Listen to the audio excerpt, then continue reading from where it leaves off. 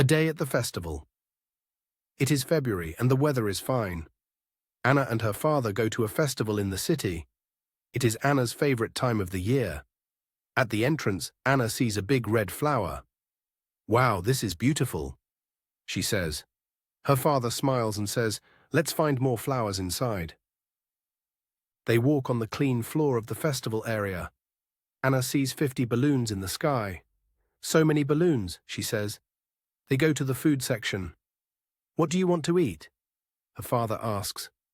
Anna says, "I want some fish, please." Her father buys her grilled fish and they sit on a flat bench to eat. After eating, they see a short film about nature. In the film, there are birds, rivers, and flowers. Anna learns how to fill a flower pot with soil and plant seeds. Next, they visit the games area. Anna tries a game where she throws a ball to hit targets. She comes in 5th place, but she is still happy. Later, they watch a small fire show. Anna loves the bright colors of the flames. "This is amazing," she says.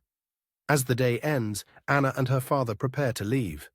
They take a short flight on a hot air balloon. "This is my first time in the air," Anna says with a big smile.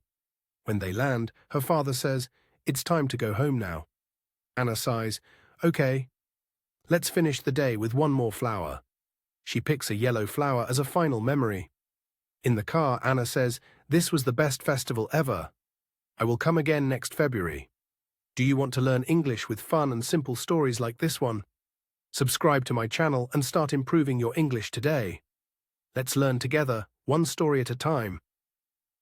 Don't forget to like, share, and comment.